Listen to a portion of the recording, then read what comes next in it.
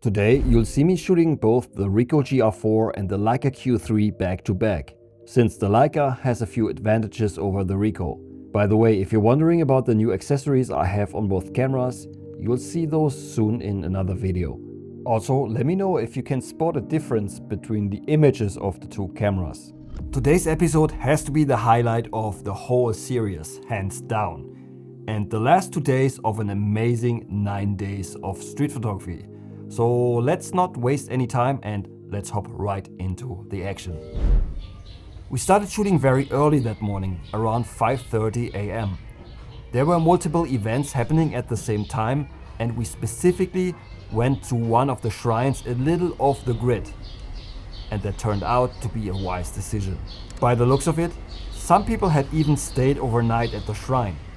And besides us, there were no other photographers and no tourists, which made the whole experience very special. The people were incredibly welcoming, offered us food, and it was amazing from the very start. The kids were practicing their drumming skills, and slowly more and more people showed up.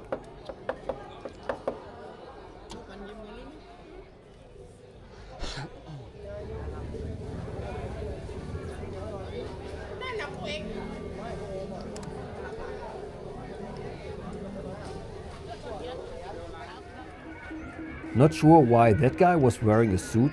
Maybe he was about to go to the office after visiting the temple. Well, I guess we'll never know. If you have seen the other episodes, you already know the drill. The Masons were getting into trance. But at this shrine, it was unbelievable to witness. My favorite experience of the entire festival.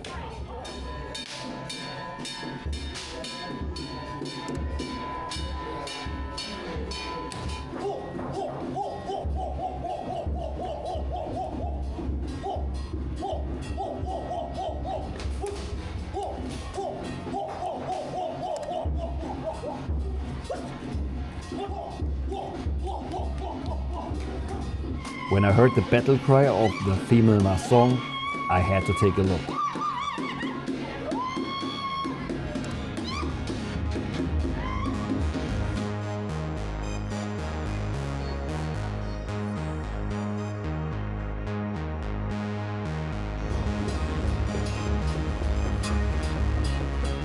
Again, I can't show you everything here because it would simply be too much or not suitable for YouTube. Then the parade started, and because it was a bit remote, it felt very rural. It was a nice and very pleasant experience. If you want to see the more explicit stuff from the parade, you can find those images on my website. The link to the blog post is in the video description.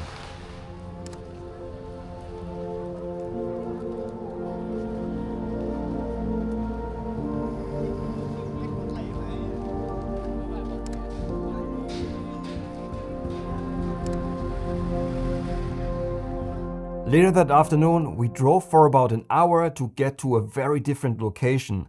It was a very small village, pretty much in the middle of nowhere. I mean, we took a big risk here because there could have been nothing, but in the end we got really lucky and it was amazing. While it was raining in Phuket Old Town, we had no rain at all and the location was fantastic. The locals told us that only one photographer had ever been there before us. That's totally crazy. It was easy to take photos of the Masons getting pierced because no one was getting in the way.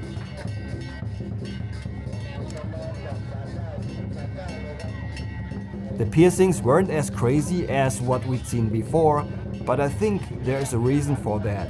More on that later on. Here you can see the female Masons sitting and waiting for the parade to start. One of the ladies, the one in the blue dress, must have been in her 90s. You could tell it was a tight community and everyone knew each other.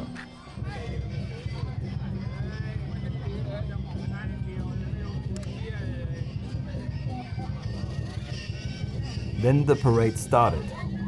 Since it was a very small village, we literally saw every street and every little alleyway. At times, it got a little wild as expected, but for the most part it was very calm. It seemed like almost the entire village participated, either walking with the parade or standing in front of their houses to welcome the Masons. Here I switched over to the Leica Q3 since all my batteries on the Ricoh were dead. It simply took too long to fully recharge all 3 batteries that are used in the morning. This is definitely an area where the Q3 is much superior, where I can comfortably shoot a whole day with only 2 batteries. Also, the small rig grip that I added makes it very comfortable to hold, which is nice when shooting for a few hours. Hopefully at some point there will be a grip coming for the Ricoh GR4.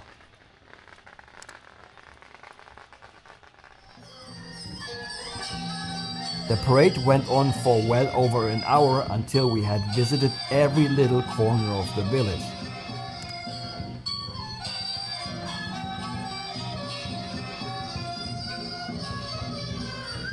When we got back to the shrine, the sun was about to set.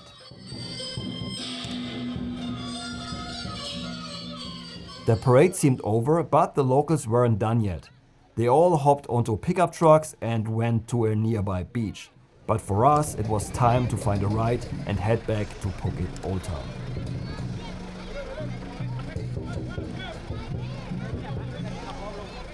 I'm not sure if it comes across in the video, but that experience was something else, and I can't wait to go back there next year for the festival again. Now, finally, the last day of the festival, and things got absolutely mental. There was an event planned for the morning, but it was raining, so I decided to skip that and instead got myself mentally prepared for what's to come later on that evening. The last night of the festival starts around 9 p.m. and it's pure craziness. You won't see any piercings or blood, but the fireworks are everywhere for hours. Since we'd done our research, we knew we had to be prepared. That meant earplugs, goggles, a head cover and a face cover, basically mandatory. When the whole thing started, everyone was on their own since it was nearly impossible to stick together in all the chaos that unfolded.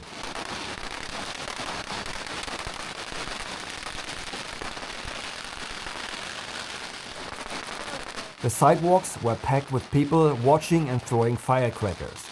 When it finally kicked off, the first group of guys carrying the palanquins were absolutely bombarded, and suddenly all hell broke loose.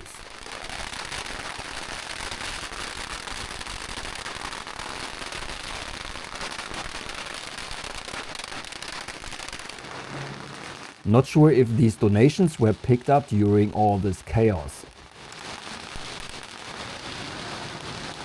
Despite all the chaos and the massive noise, it was a lot of fun shooting. Every one of us had a blast, literally.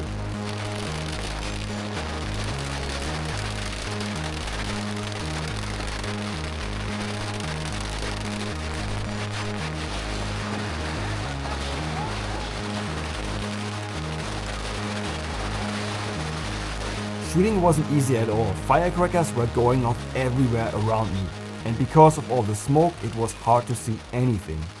Using flash was difficult since the smoke reflected the light, but when it worked out, it was awesome. I used the Leica Q3 instead of the Ricoh GR for the last night because I was a little bit worried about the Ricoh getting destroyed because of all the dust, and there was also rain expected for that night. But here's an image. That's what my camera actually looked like after that night. As you can see, got pretty dusty.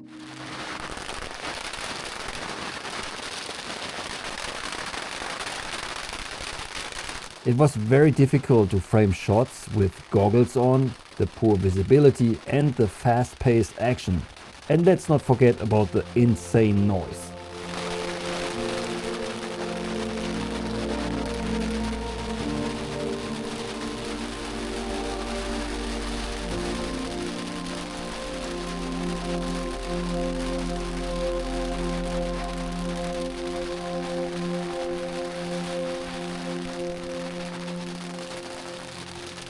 As you can see, the Masons don't wear any protection, not even shoes. They believe that because of their connection to the gods, they are invincible.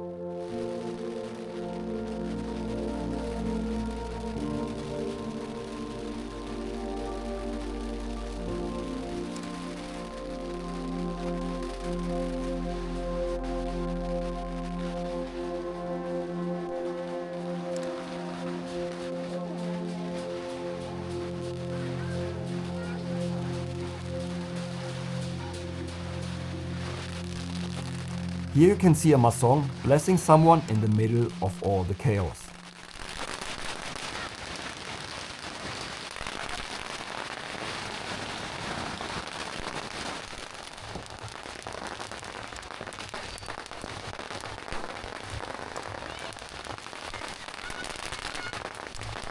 After walking for more than an hour, which felt much longer to be honest, I ended up at the seaside and I got really lucky.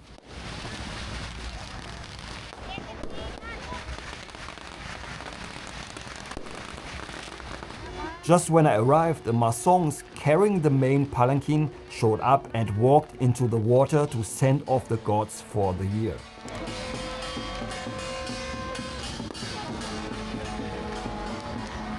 I was wearing shoes and in order to get photos, I went into the water with them for a bit. Later that night, when I was back in my room, I cleaned my shoes and a ton of sand and even shells came out of them.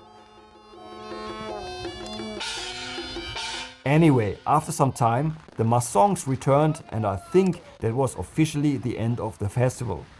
However, when I walked back to call it a night, the locals were already cleaning up the roads, but the craziness was still going on. From what I've heard, the fireworks continued for a few hours, even after the rain finally set in. Maybe next year I'll shoot a bit longer. Overall, this year's vegetarian festival was unbelievable. This year there were some problems because of all the rain that we had during the festival, and on top of that, the former Thai queen passed away during the festival. And since she was very popular, that also had an impact on the event. You could tell that the parades after her passing weren't as wild as before, but regardless, it was one of the best shooting experiences that I've ever had. And on top of that, I met so many great photographers and we had such an amazing time hanging out. And honestly, I can't wait for next year's event.